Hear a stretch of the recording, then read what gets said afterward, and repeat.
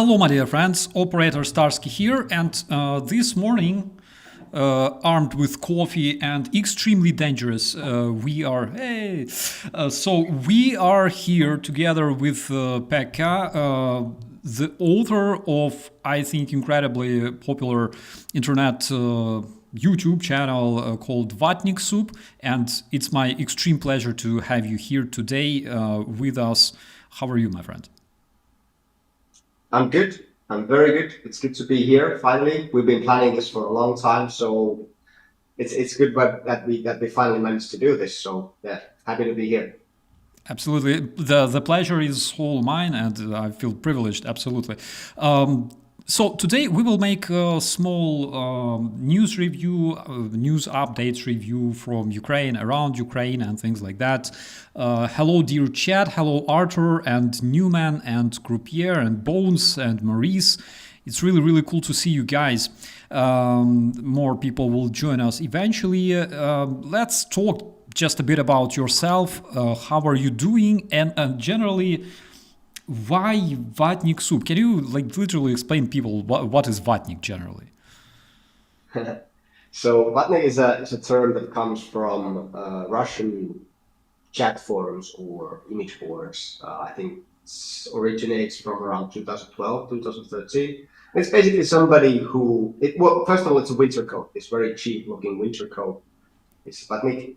I think it's quite prevalent in most Eastern European countries, but in this kind of Russian image board terminology, it meant a person who blindly follows the Kremlin narrative. So if Putin said something, that has to be true, and I've kind of extended that to cover also people who spread these narratives, even though they might not even believe it.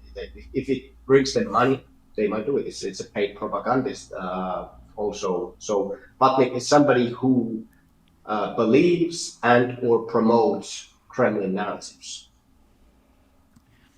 And how did you come up with this idea of launching your new your channel dedicated to disrupting and debunking Russian fakes? Well, I kind of didn't. It came by accident. So I came back to Twitter after the full-scale invasion was launched into February 2022, or I think my account was created in April, early April, and I started following the discussions that were on Twitter at that time about the war because it was very active. There was a big pro-Ukraine movement. NATO was created in May of 2022, and so on. So the community was very big and very active. But also, of course, there was also the Z movement or the pro-Russian movement. And I was going through their narratives. They were always the same. It was always the same stuff. The coup, military coup in Ukraine, 2014, NATO expansion, later on bioweapons labs. You know this stuff. You see this, still you see the same stuff going around being promoted. So I decided, okay, I'm going to look into the main people who are spreading these narratives, and I want to write about them, mainly for myself, as kind of a reference. So I started writing about Finnish Vatniks first, and then somebody said, okay, you have to cover international people too. So one of them was, maybe some of you know, Syrian Girl or Patriot Girl, I think she's now known as. So I wrote about her, and then from there on, I decided, okay, I'm going to write every day, publish something every day until people get bored of me. And 3+ years later, I think people are getting bored of me. So yeah, finally it's time to shut it down. Who knows? Who knows? We already have a commentary from our friend Croupier here, who says, I love the title Vatnik Soup, and I hate it when Russians try to say that they invented borscht. I completely agree on that, and they actually snatched basically a lot of things, not only from Ukraine, but also from other nations. For example, my favorite Russian bullshit is genetically modified birds, ducks, geese that were really created in like Ukrainian and American biolabs, and then they went to like Russia to spread the dangerous virus that kills Russian people. That's literally what Konashenkov was saying early in 2022, which brought me a lot of like giggles and laughs. What is your favorite Russian bullshit? I have a new one. I have a really interesting new one. So the latest is, I think this has been making rounds before too, is that Ukraine is filled with Polish mercenaries who are being given drugs that makes them not feel pain. They don't need to eat. They don't need to sleep, and they are basically being called zombies. This was reported by a big Russian outlet. I think I tweeted about it last night. So they are actually being called, like, Ukrainian army is filled with zombies that are very difficult to kill because they don't feel pain, they don't need to eat, they don't need to sleep, they don't need to sleep. So they are. This is and they are Polish. So this is my new favorite one. So they always, if there's a chance to bash the Polish people, they do it. They always do it. It's like Ukrainians first, but if there's a chance to say something bad about the Polish, they'll definitely go for it. That's crazy. However, I remember they were calling us Polish all the time. Like 2017, probably 2017, we were moving between two positions with my friends, and while we were moving, we went to like open area that was seen from the Russian positions. It was in the Donbass at the Svetlodarsk Bulge, and literally. While we were walking those like 300 meters, our guys on my position intercepted Russian communications that were saying like, we observe two Polish soldiers like moving between positions. And we're like, why the fuck are we like, okay, like with all respect to the Polish guys, but why the fuck Polish? Martin, by the way, hello there in the chat. Why? Like, why not, like, I don't know, American or whatever? You know what we did then? So, all of my sergeants in the platoon spoke English language. And we decided to, because we were obviously listened by Russians as well, we decided to literally internally on the radio speak English, all right? And I tried to speak English with different accents, with like South American, like, as much as I could, mimic it. Then my friend Bogdan, he spoke with an accent that he thought was Polish. And then I had one of the sergeants who actually, before joining the National Guard, he was a sailor. And he spent 4 months in the Nigerian captivity. Pirates snatched the ship and they captured him. And he spent 4 months in Africa in the captivity. He was like fixing their like weapons and stuff like that, and he spoke with like this Nigerian English, like which I cannot pronounce, but he's very good at that. Yeah, and we were literally communicating on the radio in English language in different accents. I tried to mimic like Indian accent. It's very good, and it was like very, very fun. You know what? Let's switch to our news updates because we have some things to show, to talk about, and to discuss. So first of all, we have an update, and this is coming from Ukrainian media, so I can translate you. And also, it comes from some of these updates, of course, come from the terror Russian media. First of all, according to the Financial Times, which is kind of cringy because I have to like literally translate Financial Times that originally is published in English. But anyways, in Financial Times, they say that NATO is discussing the idea of military response to the Russian provocations. So besides different variants, the different options that are being discussed, there's literally one of the options of literally returning fire, all right? So they discuss deployment of strike drones on the border with Russia, and also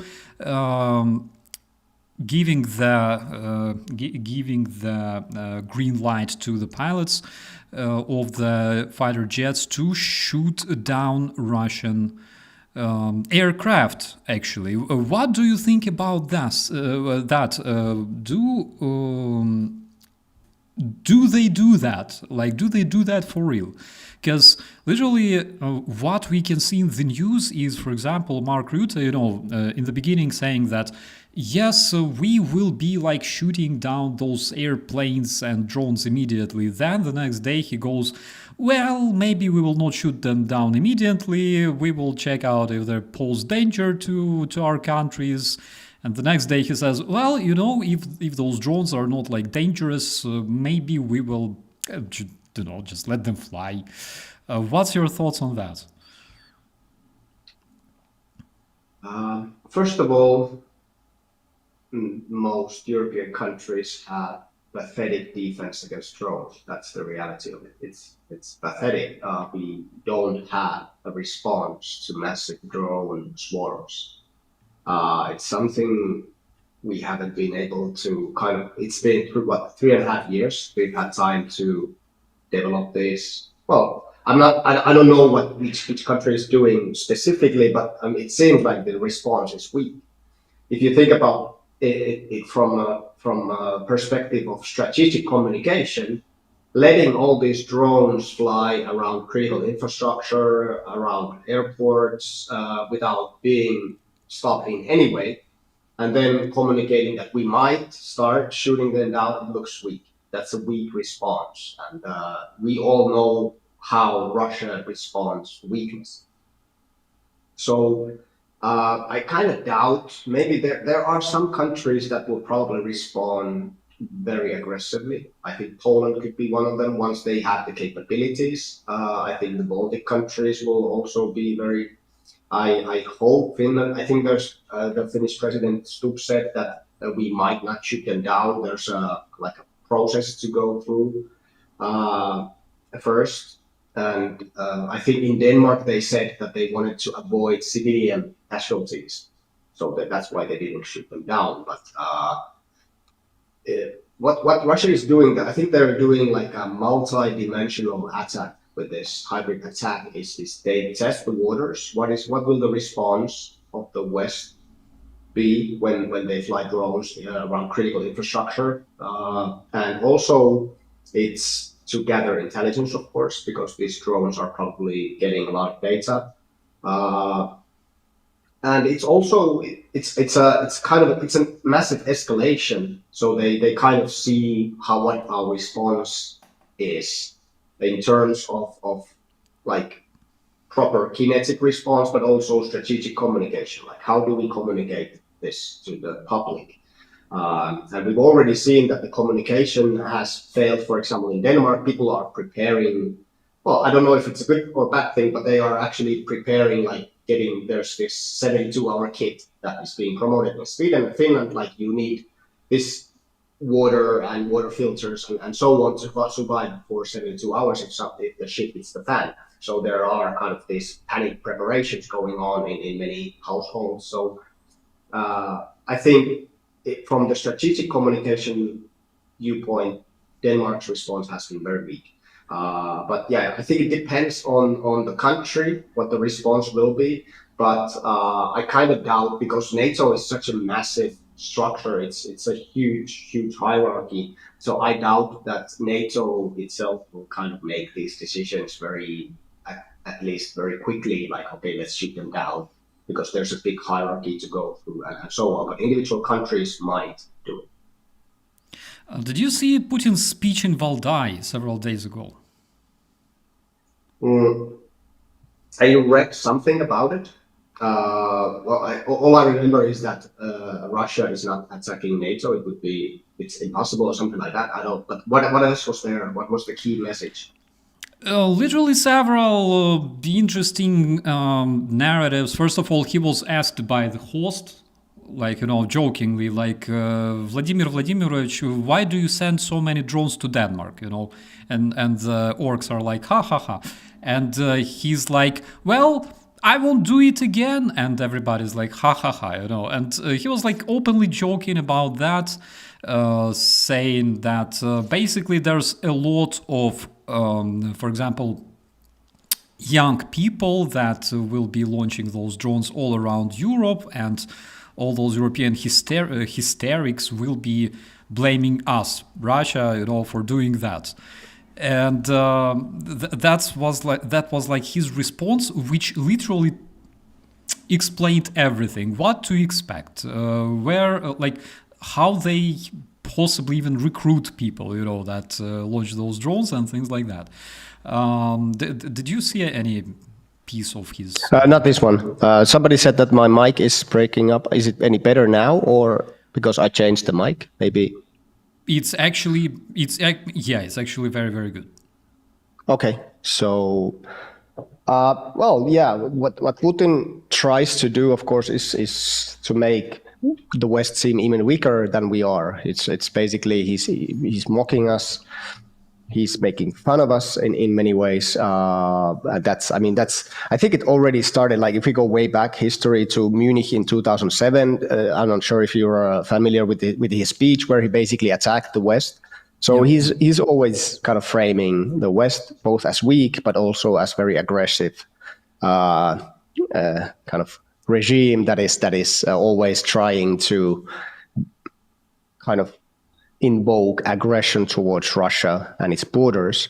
But I mean, if you look who Putin is talking to in Valdai, it's to Russians. He's talking to Russians, and this is the message in Russia: is that it's the West that is aggressive. It's NATO that is expanding towards our Russian fortress and so on, and we have to respond. So we need a buffer zone or whatever. So this is basic. It's just a framing of it. So I wouldn't put too much weight on propaganda. Yeah, we have a commentary from Larry Mack, which is extremely good commentary. Please dissect the Ukrainian propagandists that are working for Russia, for example. I don't know, like Diana Panchenko. I can talk about her. Oh my God, are you familiar with her? Yeah, I did a soup on her about her. Yeah. Oh my God. Allegedly, she works for the SDA. This Russian troll farm. How do we know this? There was a leak where she was mentioned. There was a meme made about Elon. About Zelensky that Elon shared on X. Next to it, there was a text that people have to explain Diana Panchenko how the whole system works. So basically, she was mentioned there. She's part of the company. Very, very compromised. I mean, she used to work with Viktor Medvedchuk at his media empire. So I would, she's a 100% pro-Kremlin propagandist. There's nothing. She claims to be like she's for Ukraine. She wants Zelensky out. She's only against Zelensky. She loves Ukrainian people, but that's bullshit. Of course, she wants to help the Kremlin to install a puppet regime in Ukraine. That's her goal, ultimate goal. Yeah. To those who don't know, basically there was a leak of different documentation coming from the Russian communications agency. We talked about it, I believe, last year. So the journalists, and I think a lot of Finnish journalists as well, by the way, they acquired those documents, and basically there was like a whole communication strategy directed at European countries with all the KPIs and stuff like that, and they were reporting to Russian presidential office, obviously. And Diana Panchenko, actually, Russians were so much celebrating, like in their reports, they were so much celebrating that Elon Musk himself published that meme with Volodymyr Zelensky. And they literally, as you said, they literally mentioned Panchenko, like, we gotta explain her how to, like, post that shit properly. It was so fun. Besides Panchenko, who is your favorite Russian blogger? Like, generally, who is the one that you literally enjoy watching, like, every time? I don't know if I enjoy any of it. It's all shit. I've always said that I don't really have any special skills. I think my biggest special skills is that I can tolerate a lot of bullshit. I can go through this material. I can go through the nasty stuff of people denying Bucha or celebrating genocide. What's going on in Ukraine, for example. That's something I can take it. I can deal with it, and I can analyze it. But I don't enjoy it. I never enjoy it. I think it's all just basically digital diarrhea. But I think there are some funny people who are not from Russia, but from other countries. I think my all-time favorite is Ian Miles Chong, who is a Malaysian Chinese guy. He used to live in Malaysia. Nowadays, he lives in Dubai.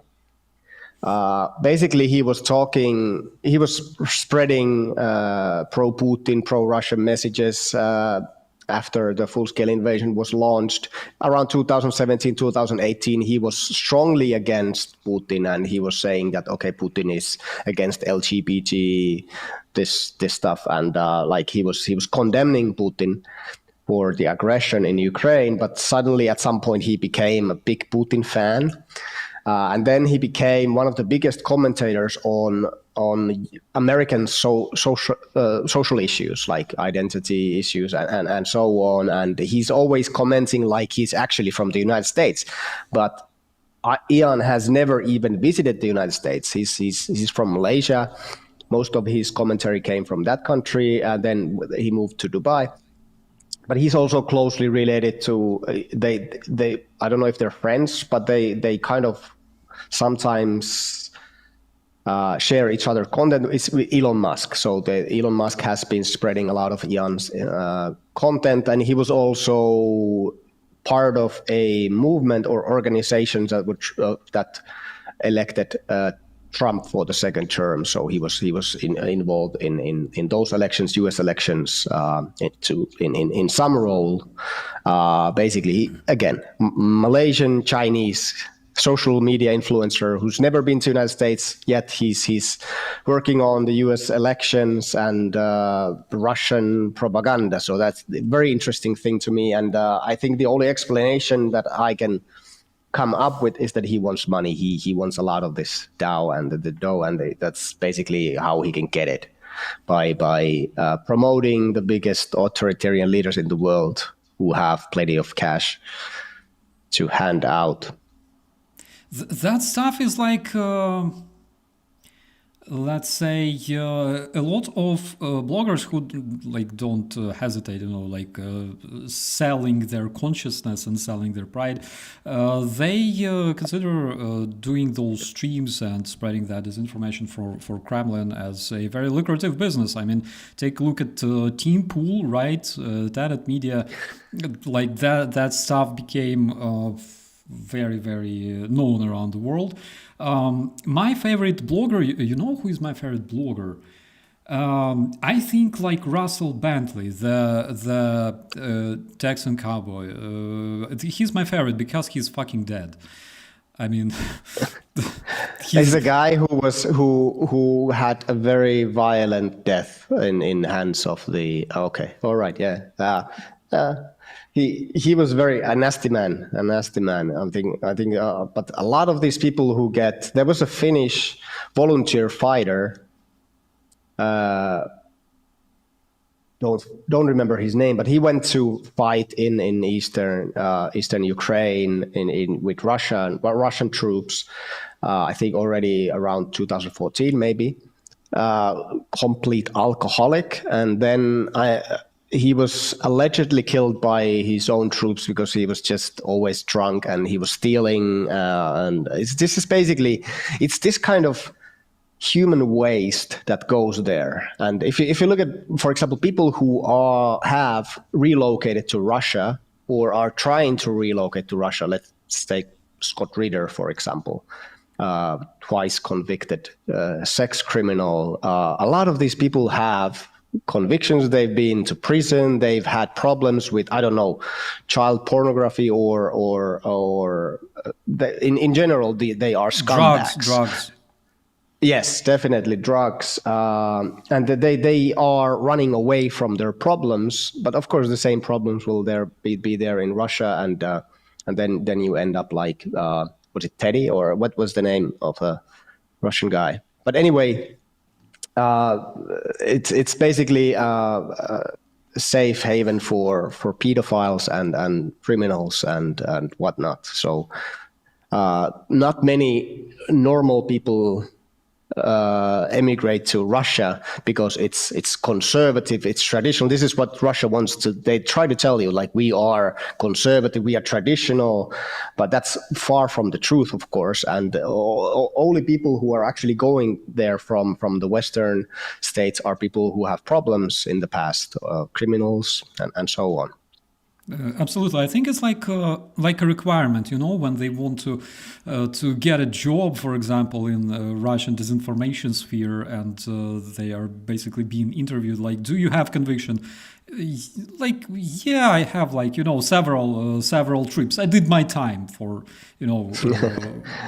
texting. Yeah, it looks good on your CV if you've been to prison for child pornography or something. Yeah, exactly.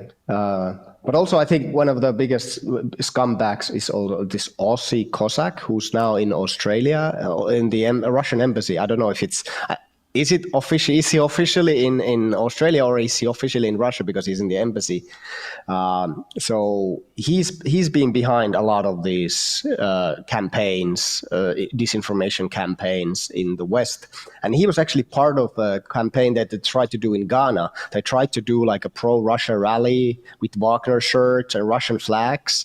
And they ordered these flags and ordered them like drinks and rice so that they could give them to people. And it was like, okay, let's praise Russia here. And it was completely fabricated incident. And they were organizing it. There was an American lady, Donbass Devushka, Sarah Bill's real name, and Simeon Boykov, Aussie Cossack from Australia. So you can organize this kind of events from other side of the world. But anyway, Aussie Cossack is now living in the Russian embassy in Australia because he pushed down a pro-Ukrainian supporter, old guy, and he had some previous, I think he beat up his wife or something. But anyway, he had some previous crimes. So he just ran directly to the embassy and hasn't left ever since. He's trying to get an asylum in Russia now, and he's been given a Russian passport, but he cannot leave the embassy because if he leaves, he gets arrested immediately. I don't know what he expected. I have a different question to you. For example, the fact that Elon Musk openly supports Putin and shit like that, it's a known fact. But a couple of months ago, his father came to Moscow to this Dugin's conference dedicated to technology, shit like that. I don't know what kind of relations Dugin has to technology, but anyways, what is your opinion on that? Because every single time I start talking about Elon Musk and basically the shit he says about Ukraine all the time, the fact that he shuts down Starlinks whenever there's a Ukrainian military operation takes place, for example, in the Black Sea, people start yelling at me, "You're biting the hand that feeds you." Shit, his father, before he came to Moscow, he basically said in the interview that, yeah, me and my son Elon, we support Putin because we think that he's such a smart man, such a good leader. He openly says these things. And then he literally goes to fucking Moscow to Dugin's conference. And Dugin basically, I think all of our viewers know that it's like a Russian fascist ideologist of the so-called Russian Mir and stuff like that. What's your thoughts on his visit to Moscow? How cringy is that? Or is it even cringy? Or maybe he was just, because it took place around the time when Elon Musk and Donald Trump had a slight grudge, and maybe he was just trying to assess the soil, whether they want to employ new Roscosmos director or something like that. Yeah, just I want to start with the news from end of September. Elon Musk's father accused of child sexual abuse. So there's that. Another sex pest fleeing to Russia. So it's like there's like a Venn diagram between Russia supporters and sex criminals, and it's a circle. Anyway, I feel like Errol is looking for Elon Musk, Elon's father. He's looking for a sanctuary again. It's okay. He might get a conviction. Why not flee to Russia? But I think I think he needs some money. Probably doesn't get any from his son anymore, or at any point. They hate each other apparently. So he's looking for some money, and there's a lot of people. Like Jackson Hinkle, who's ready to sell American communist, who's ready to sell his soul for anybody who pays him the most. So he's worked for the Chinese Communist Party, he's worked for Russia, he's worked for the Houthis, Iran, or everybody basically. North Korea. Yeah. So exactly. So yeah, a lot of these people also have problems, like monetary problems. They don't have money. And who gives them money easily? Well, Russia. All you have to do is show up to a conference. I don't know what it's, St. Petersburg Economic Conference or whatever, some kind of multicultural thing. Russians love to show foreigners at their events. They like to show that, okay, this is the multipolar world. We have Americans attending. And it's Jackson Hinkle or George Galloway from the UK or Errol Musk from South Africa. So it's like we have people from around the world. And it's basically they get the attention that they want, and these people get the money that they desperately need. So it's an exchange in that sense, but it's just propaganda, cheap propaganda. Yeah.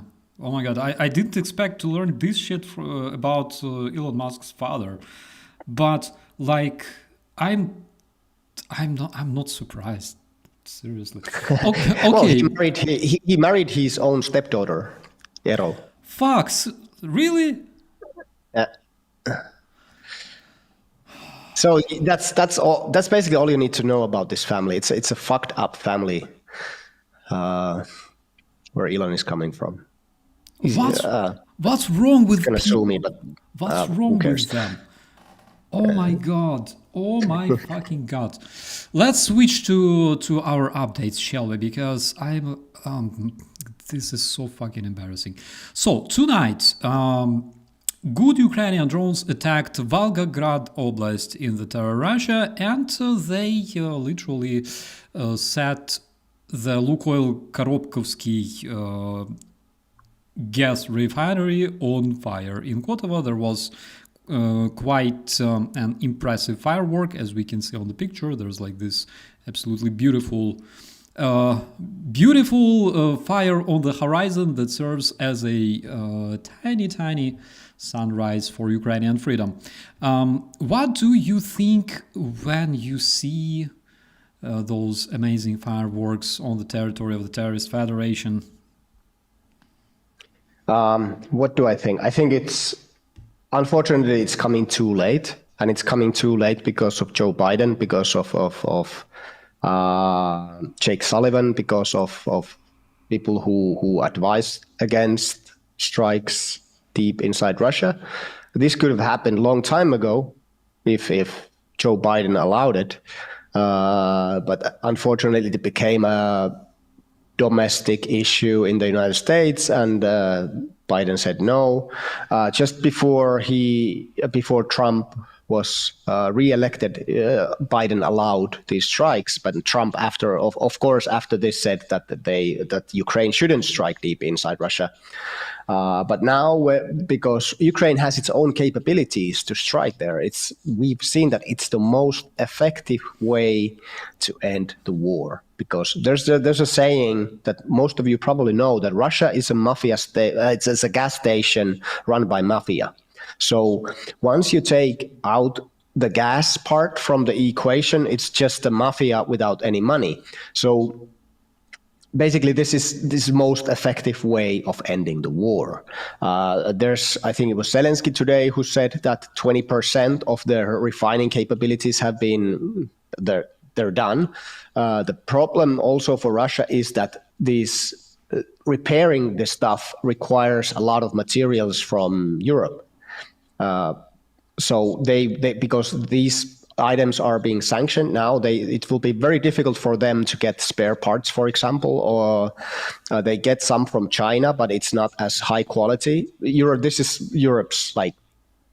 This is where Europe excels. They are very good at building this machinery, and it will be very difficult for them unless they smuggle sanctioned items, which they have done, for example, via Spain before. Unless they smuggle, it will be very difficult for them to fix this. It will take months, probably. For some bigger refineries, it can take over a year, and these strikes are not going to end. There's no reason why Ukraine should stop doing them. They can produce these drones on a mass scale now. They have the Flamingo missiles that will be probably used for even bigger damage. So this is extremely. There's a joke that this is the real Just Stop Oil movement, eco movement. So I hope this keeps happening. And what's also, I think, that has been added recently is the strikes against these power plants, thermal power plants. So there was was it Belgorod or this region where like 500,000? So it was in Bryansk, and also the blackouts started happening in Belgorod as well. Yeah, so 500,000 Russians were out of electricity. If this starts happening on large scale, Russians will eventually, even though they are extremely weak, they do not protest, but they will protest if they don't have electricity, if they don't have heating, if they don't have gas. This will be very difficult, very challenging. The next year will be very challenging for Russia if the war continues. We are collecting bets here. Tomahawks, will we see them in Ukraine and eventually in Russia or not? No. Sorry for being a pessimist. I'm not a big Trump fan in that sense. I don't believe he's gonna go back and forth. He's like, if you look at always with Trump, look at what he does, not what he says. He can say whatever he says today, and it can be completely different tomorrow. How many times has Trump promised to sanction Russia? Always 2 weeks, 2 weeks, 2 weeks. And now he's saying that maybe we are sending Tomahawks. I don't think it's going to happen. There's a couple of reasons for this. First of all, the US doesn't have a lot of Tomahawk missiles, and they kind of want to. There's people in the Pentagon who say that they should preserve them. They are quite slow to produce. They don't want to. I don't think they will send Tomahawks. But I don't think. I think it's also kind of a red herring, because it's there's no miracle weapon. We've seen that the people were excited about Leopard tanks, and they are not even used anymore. So there's no miracle weapon in modern warfare because it's developing so fast. I think it's more important that Western countries invest and collaborate with Ukrainian companies to create modern weapons like drones and missiles. So this is more important, so that there's investment in Ukraine. And I don't think, there's no miracle weapon, and I don't think Ukraine will get Tomahawks. That's my take. I agree on that. And I also think, for example, that not only we need Tomahawks, but we need a lot. Like, the number is what matters here, because if we want a fast victory over Russia, if we want it to collapse fast, we need a lot of them immediately, and not like point strikes, 2 missiles here, 2 missiles there, because it won't change a thing. And basically, I completely agree with you. I'm not really convinced that we will see the Tomahawks. There is now this meme about. So basically, Tomahawks can be compared to like, my God, Graham Lindsay is his name, the American Republican. Which one? Graham Lindsay, the one who runs around with like those. Graham Lindsay, yeah. Yes. So basically, it's like Graham Lindsay's sanctions, right? Like they can talk as much as they like about them, but this is something that we will never see actually happening, unfortunately. So switching to other news, we have some interesting commentary coming from Weidel, which is chief of the AfD, the German extremist movement called Alternative für Deutschland. She says that German Chancellor Merz has to actually mobilize himself and go fight in Ukraine, she says. Do you follow those amazing people from AfD? So I have a story about AfD and how they have actually affected the war so far in a negative way. There was a story coming from The Insider, a really, really good outlet that like Christo Grosev and Michael Weiss and a lot of people, good people working there. They reported that AfD had a political aide who brought in cash, money from Russia to fund legal case in Germany against sending Leopard tanks to Ukraine. And this legal case delayed the delivery by many, many months because it was like basically, okay, you have to figure out the legal case before they can send the Leopard tanks. And this took a lot of time. And we all know that all these delays can be very devastating for Ukraine. We all remember the moment when the United States was arguing over the border, the southern border, and Ukraine aid was stalled for 5-6 months. This was very dramatic because right after this, there was a big spike in losses in Ukraine, and it was stabilized only after the aid started flowing again. So all these delays are crucial. They are devastating for Ukraine. But anyway, AfD had this aide who was bringing in cash, money, to fund a legal case against this military aid. And AfD, there's a lot of people who have. First of all, they visited Russia during the full-scale war, and before that, of course, too. Many of them have been to Donbass. They've praised Putin. They've praised Russia. They've sided with Russia. This is something it's been very evident. And even though not all of the members of the AfD, there was a guy who was kicked out from AfD because he went and volunteered in Ukraine. He fought for Ukraine, but he was kicked out because of this, out from the party. But there is this relatively big pro-Russian bloc in AfD, which is, of course, it's quite scary because they are now the biggest party in Germany. Absolutely, and we have a commentary from our friend Fragden Shizu there in the chat, who says her grandfather was a Nazi judge in the times of the World War II, which I'm not surprised, of course. And there's another question from Sarah. Does Weidel know what orcs did to women in Germany when the orcs invaded in the World War II? Which again is something that people always forget because there are so many testimonies that some of German women were like sexually abused multiple times by basically Soviet army that was liberating this country and causing so much damage to those people and the rest of the history of the DDR. We all know that. And by the way, last year I visited Berlin and I went to this museum of Stasi. Man, this place is crazy. Seriously. Like, first of all... DDR museum? Sorry? Sorry, what was it? What was the museum? Stasi museum. Okay, where? In Berlin. In Berlin. Oh, okay. Because there's also a DDR museum. Is it the same place? Okay. So there is like a Museum of History of Germany in Bonn, which is very, very good. Germans bring like their students, their kids there all the time with like on school trips, which is very, very good for them to learn their history.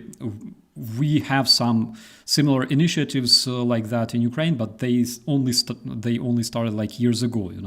We have Museum of Holodomor, where also kids go. We have Museum of Foundation of Ukrainian Nation, where people also go and learn the history of Ukraine. And actually in Germany, they were doing that a lot. And there is like, of course, big part of this museum dedicated to Eastern Germany, to DDR. There is on the first floor. There is like half of this floor dedicated to Ukraine. Actually, there's personal things of director of 20 Days in Mariupol, who was there recording everything and later made this amazing documentary. But this museum of Stasi, that is like absolutely insane. They have books. The Secret Service, the freaking security service, all right, of a country. That was basically a copy-paste of Russian KGB. And they have like books, the handbooks, the manuals for their agents, for their spies, where they literally describe how to harass people and destroy their morale, speaking of their citizens. Like there is some person that, for example, was overheard speaking shit about DDR and speaking shit about communists, right? She was overheard. She, for example, talked to her neighbors. And they have like whole handbooks dedicated to like how to make her suffer. Like when she's asleep, go poke her tires. If she rides a bike, poke her like bike. How to install, all the listening bugs and devices into their like doors and stuff. There was this absolutely crazy story of a priest who, so it's either he or his wife. His wife received a letter on the mail from a lover which she never had, and it literally almost broke a family like that. Like it came from Stasi. So Stasi decided, to make this pastor suffer because he was a pastor, and of course because like they hated religion and everything else, and they decided to like attack a person like that. And the craziest thing, of course, that not a lot of people actually think about is that Stasi were copy-paste of KGB. I think they were like light version, because what we had, for example, in the Soviet Union was like hardcore KGB. They were like hardcore motherfuckers. They would kidnap people, eliminate people, hang people, make people disappear and suffer. And Stasi in Germany, they were basically like light version of that. The people generally in Europe, and it's actually very, very good that you're explaining this on your channel, not a lot actually understand what we are dealing with today, because Russia is the worst evil we have seen since 1945, in my personal opinion. Tell me if I'm wrong. Yeah, definitely. If you look at, of course, there has been some very, very evil regimes after. I mean, Pol Pot and when was Pol Pot? Pol Pot was 70s. But anyway, yeah, definitely one of top 3 evil regimes out there. I wanted to, because you talked about Stasi. Have you seen this movie called Das Leben der Anderen, The Lives of Others? It's a very good movie about Stasi, a German movie. Really, really good. It tells a story. Just an overall good movie. But yeah, so this is something like, if you look at what Russia is doing today, they're probably doing a lot of the same stuff that they did during the KGB times in these temporarily occupied regions in Ukraine, torture, and a lot of former prisoners of war have said that it's hell on earth if you become a prisoner of Russia, because they they will do whatever they can to make you suffer. Like they give you food that's too hot and you only have 2 minutes to eat or something like that. This is like it's torture for some for years. And what they did with the Ukrainian journalist, they took out her organs and sent the body back that way. It's basically a message that we are a mafia. They are organized crime syndicate. The Kremlin, the Siloviki, the Putin's regime. It's a crime syndicate that is doing all this mafia stuff, all this torture, and it's basically because Russia or the Soviet Union, they never had to make amends with their past. Because they won the Second World War, they were able to come out as the victors, and they never had to, like Nazi Germany had to break down in order to be built again. And now they're for many decades they've been doing really well. But Russia never had to do that. Not even in the early 90s, when after Soviet Union fell, the country was taken over by crime syndicates, by basically Russian mafia, and even Putin has connections to this. What's the name of his mafia? Yeah. So it was basically the country was taken over by oligarchs and crime syndicates, and it was chaos. I think it was called. There was the time of troubles. Smuta, is it Smuta? And there's the Russians speak of the early 90s is time of troubles, and then there was before that also when Russian country was in pure chaos. But basically, and everybody sees the democratic period with Yeltsin, relatively democratic period of Yeltsin as the weakest part of Russian history, and they kind of always they're always looking for a strong leader, and Putin kind of offered that. And I really think that there's like the Russian opposition consisting of Navalny and others are saying that this is Putin's war, this is not Russia's war. I disagree with this completely, because the Russian population is not resisting. They are not protesting, they are not resisting. And as long as it doesn't affect their own lives, they are fine with it. They are fine with genocide, they are fine with Ukrainians being killed, Ukrainian children being abducted, Ukrainian culture being erased. They don't care. They care about, I don't know what it's this. Is it not thinking like they are just the people, and the Tsar is there doing all these right decisions, and they just live their lives. Maybe you know this culture better if you wanna kind of correct something there, but this is how I see it. They generally just don't care, like I have 2 sons, they all go to like war, they die. I will have a lot of oh my God, Dima is now interviewing those Russian prisoners, calling their moms, calling their relatives right there, like allowing them to talk to their kids. And my favorite episode was where this, God, what was his name? Kolya, Sasha, Nikita, damn it, Kolya, Roma. The dude calls his parents and he's like, "Mommy, Daddy, I'm alive." And they already received compensation for his death. You see, like as soon as they received information that he was missing in action, they went somewhere. I think they like paid some bribe, to like present him as he died. And basically they already received compensation and they were sitting there enjoying money.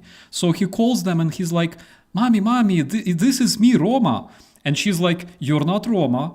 You're not Roma, you're not my son, fuck you." And he's like, "Mommy, this is me, this is my tattoos, look, it's me, Roma." And she's like, "No, you're not Roma." And she calls his dad and is like, "Look at that shit." And he's like, "No, you're not Roma." He's like, "This is like tattoos, like dude, like you don't recognize your fucking son." And it was so obvious, like they didn't want to admit that he was their kid, and not just kid, he was a fucking captain, actually. Like his rank, he had a rank of a captain. in the Russian military, and they didn't want to admit that he was their own kid, because they either didn't want to lose the money, or they wanted to continue receiving those compensations because they already did everything, already solved everything. So basically, they were considered like parents of a deceased Russian soldier. That is just. All those people who admire, this amazing Russian culture, I think they should see that and should see more of that. By the way, why do you think people on the West, and there are such people, why do they admire the Russian culture? Why do have this admiration with Russian army, Russian Spetsnaz, Russian contactless combat with Orthodox cross, and those martial arts with Partyankas and shit like that? Why do we even see that? Before going into that question, I want to also, maybe you saw this, but there was a Russian podcast where a lady said that it has become a kind of funding instrument that you marry someone who's going to the front, and when they die, you get the money. So it's a scheme. Like, you go on Tinder, you look for people who are going to the front, and then you kind of know that they will die in the meat grinder, and you get some money. And some ladies, this is a very a Russian soul thing. Like, they exploit this. Okay, this person dies, and I'm gonna get money for it, and I'm gonna pretend that I love them for a while. And this is something extremely cynical, and there's no value set or morals behind it. It's just basically survival instinct and how to get rich quick. But anyway. Why do people in the West believe this Russian bullshit? Is because they put so much resources behind it. We think about how much money do they spend outside of Russia on this interference and manipulation. It's 1.5 billion euros at least every year. And there are two things in Russia currently two sectors where you get more money. It's the conventional warfare, so war in Ukraine, and another one is information war. So everything else gets cut, social welfare, all this gets cut, but 11% more for information warfare. So we know that they are ramping up their aggression in the information space because it's working. All this propaganda, it's working. And I'm just actually doing a soup right now on do you know Shasha Meets Russia, which is basically soft power propaganda for Russia. She was paid by the state media to do this. Her tax record showed this. And basically she's showing this glamorous, traditional, fake image, Potemkin facade of Russia that's not real, where there's traditional, you go to church and you go to, I don't know, you have a summer house and so on, which most Russian people have never even seen because they are so poor. They only show the good stuff of Russia, and they show it on a mass scale, so they have a massive volume for this. And wherever people see this, they have this idea of Russia being this traditional conservative bastion that the United States, in their minds, for example, one day was before, but is not anymore. So it's just propaganda, and it's working. The whole system was developed during KGB times, and now they're just applying all this on scale in the digital space. So it's working because they are spending resources on it, and they have a very clever system that they've come up throughout decades of doing propaganda from the Soviet time. So old system, a lot of resources. That's basically why it's so effective. I agree on that. I think last year, so there was this Russian blogger. She has 2 kids, and she makes like videos about her going to the Russian village and enjoying the, simple Russian life in the Russian countryside. And like she grows her two, I think she has like two kids, two smaller kids, and she's like, this is the way the simple Russian people live in the countryside. I have like chicken, I have like my tiny orchard where I grow cucumbers and shit. And when you look at her blog, you can see so many commentaries from the Russian people that go like, this is the face of a real this is the face of a real Russian lady. Look, her kids are so happy. They are like little angels, and she is so honest. She's so freaking, I don't know, like holy, sacred and righteous and stuff. And I actually saw like some of her blogs even shown in the English speaking segment, and turns out that she also has like content, but it's like a different content, that is not shown broadly, only for people with premium subscription, where you can actually see her like being done. Stateside. Yeah, being done by different people, like in the same room where she makes her blogs. All right, so she like she has not OnlyFans, but some other like Russia-related porn business at the same time, and it's so cool to see like the Russia that they build in their mind. The Russia that they are advertising on the West, for example, in the United States, and like the reality. Did you watch, by the way, the Russian Intervision, the Russian mock Eurovision copy paste?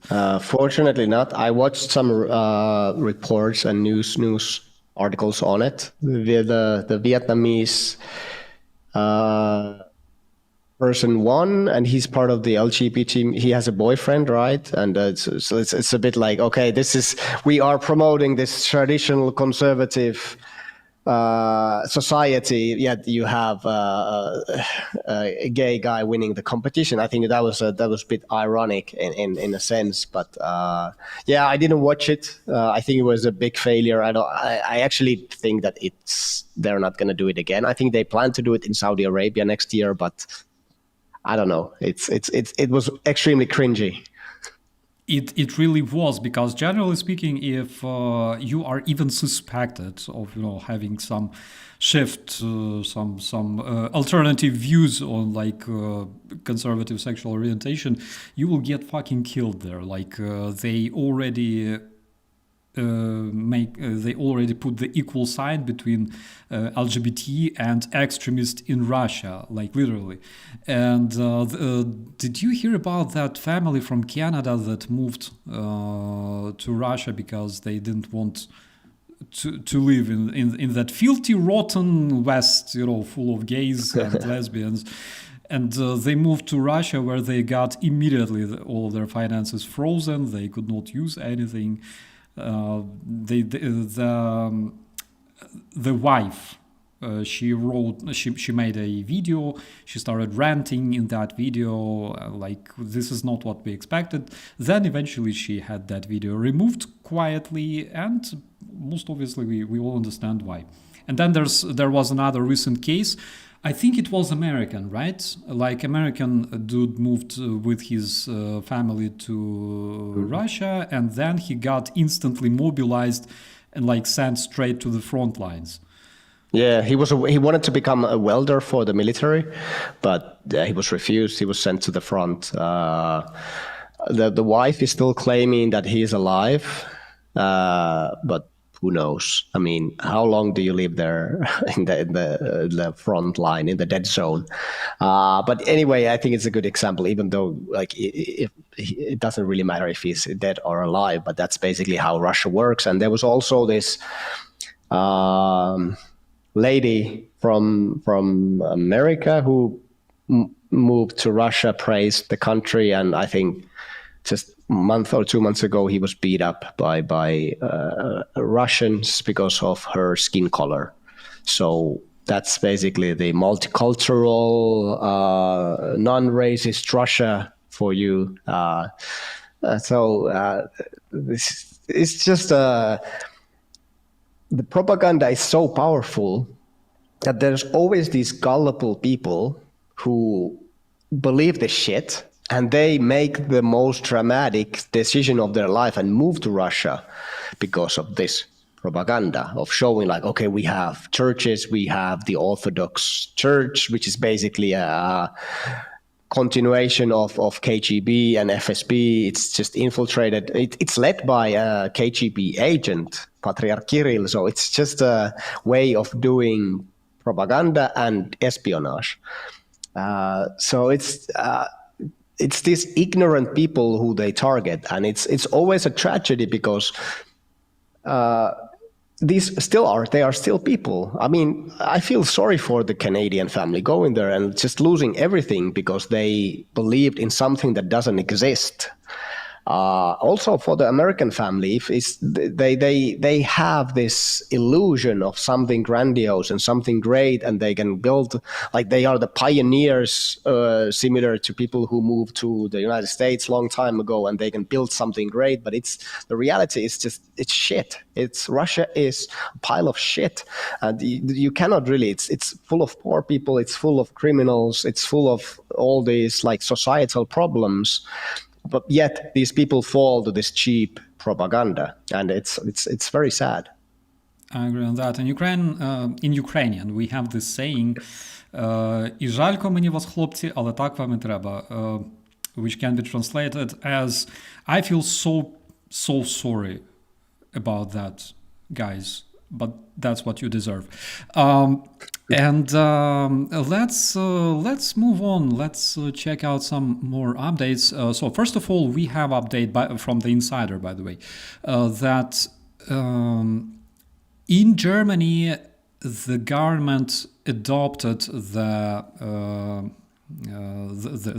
order, the law that actually allows their defense forces to shoot down the unmanned aircraft, which was something that I was looking for.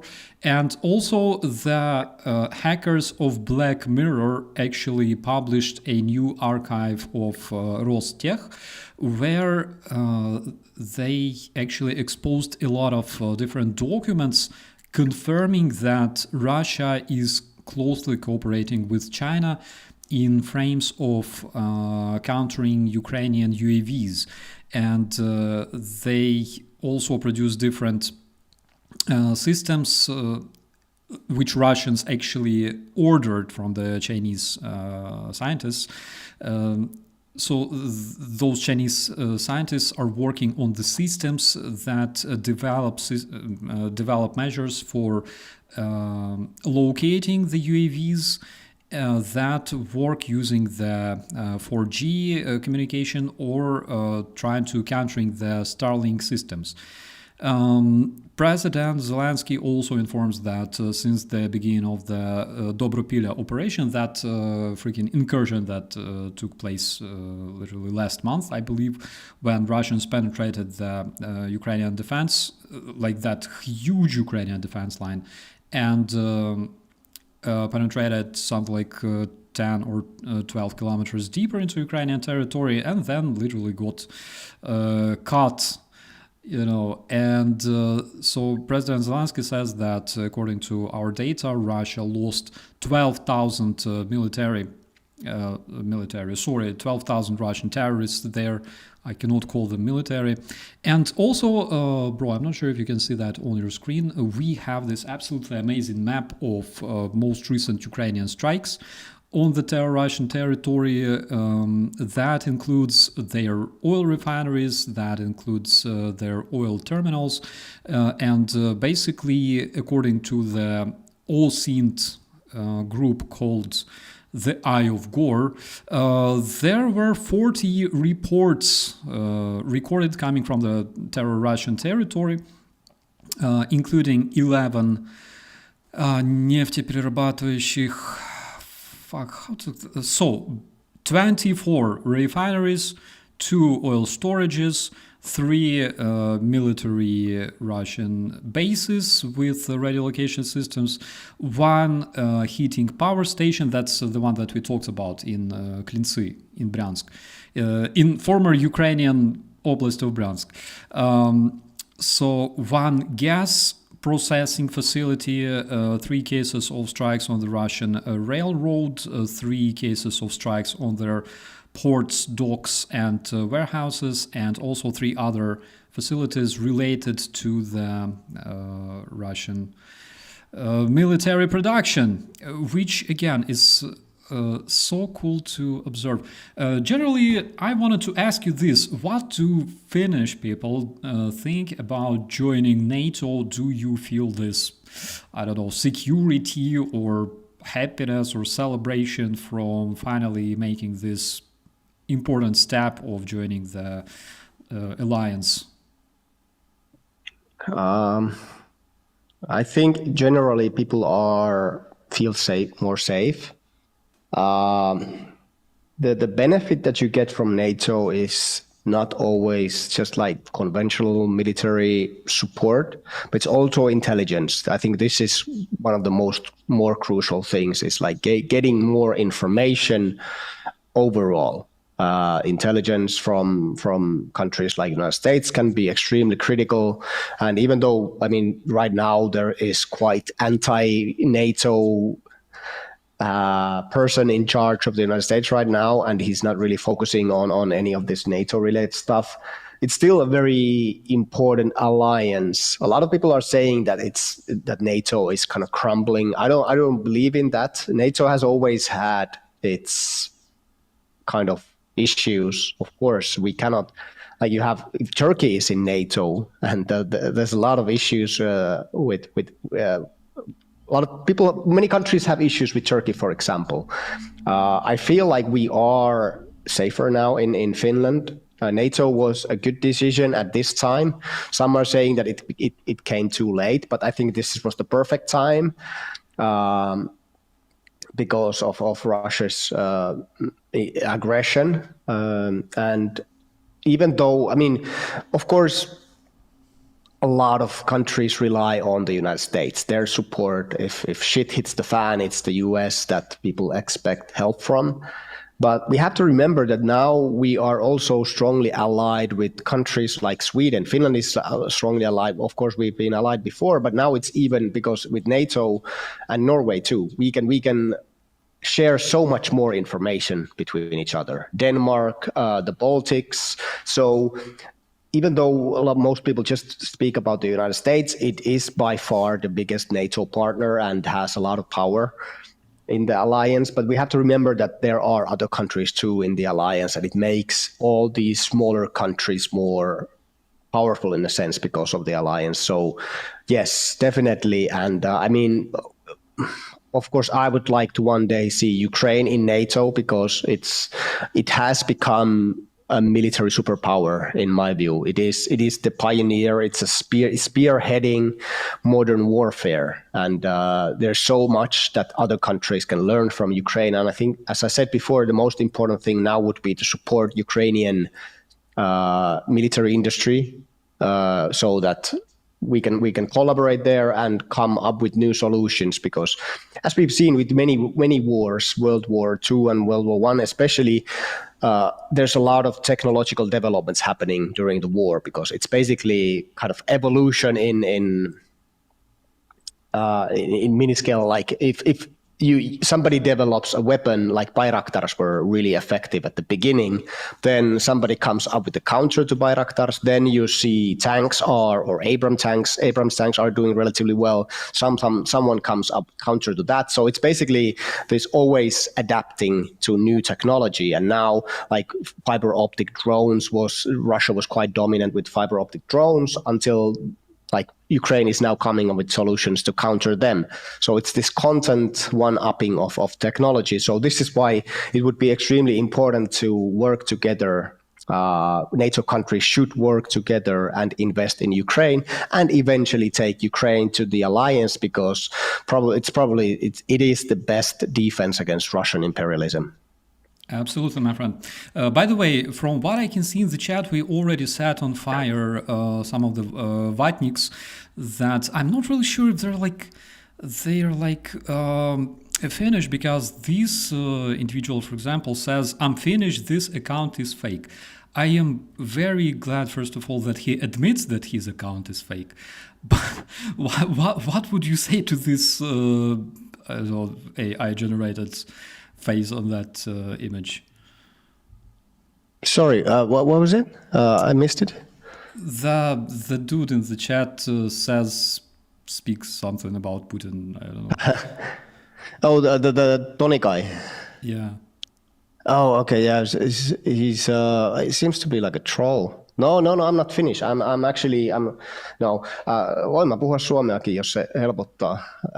Maybe you can speak Ukrainian and I can speak Finnish, and we see how much we understand of each other. Можна спробувати, але я б не ризикнув.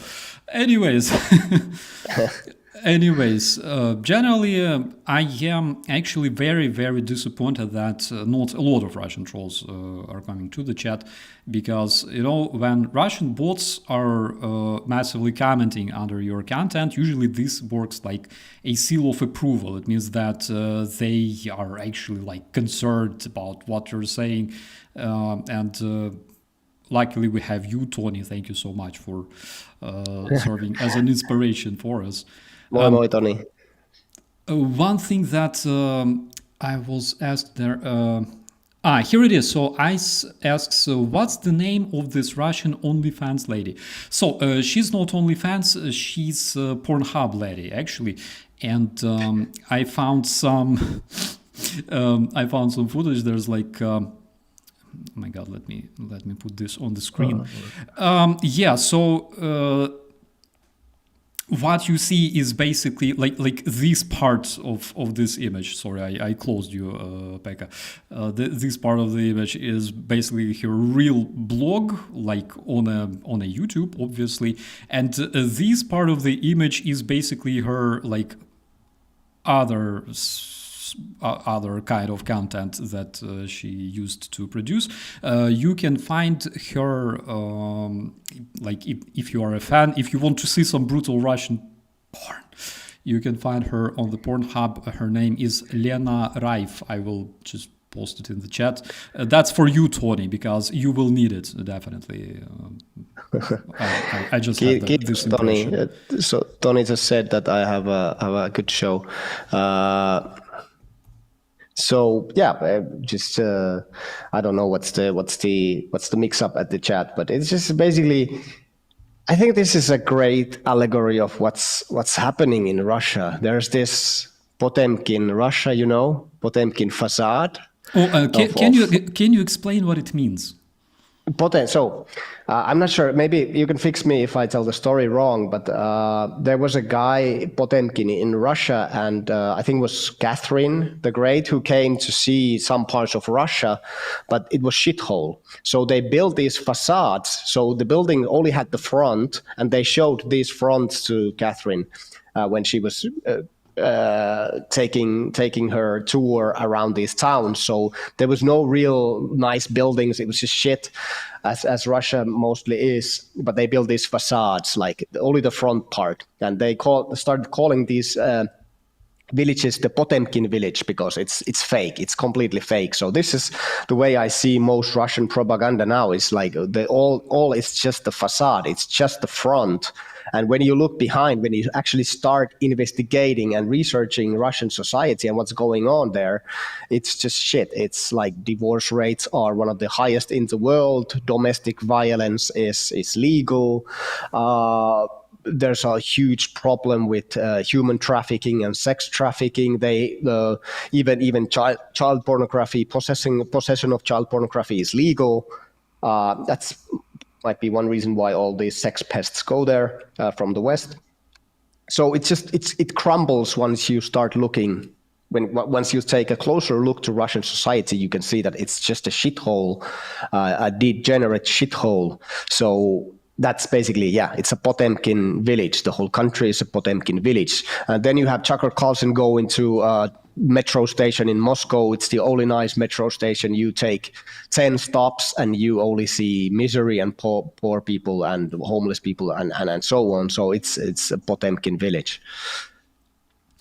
When he came to Moscow, when he came to Auchan, the French supermarket actually in Moscow, that was extremely cringy. But what I found extremely funny is when he was standing there in the subway, and literally, like in Soviet times, they have this Savok style of making videos, which I am very, very well acquainted with, right? Because I know how it works like in post-Soviet establishment. And I have this very, very strong impression that he was literally brought there by Russians and asked, to make some content about how good it is. Because literally he reminded me of some fucking politruk that would, stand there like this. And here we have Subway. Subway is very clean. We don't have drunk people. You can see how clean it is. Everything is safe and secure. Everything is beautiful.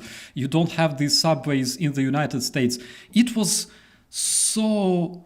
such a cliche, I've seen that so many times. Like you literally open any regional Russian channel from some freaking Ussurisk, you can see that shit as well. Like today we opened this garbage can in the city of Uсть-Pizdюйsk. This garbage can have a ribbon there with the scissors and ribbon, all this. yeah. Oh my God. And it was like, what have you turned Tucker Carlson into? Like, don't torture this poor American person. Like, don't turn him into a fucking He was always like that. I have a story about this. So you already mentioned the Tenet Media case. For those who don't know, RT, Russian state media, funneled money to American YouTubers by using a company called Tenet Media. One of these propagandists was Tim Pool, Benny Johnson, who's now very heavily involved in Trump in his administration, Paul Rubin.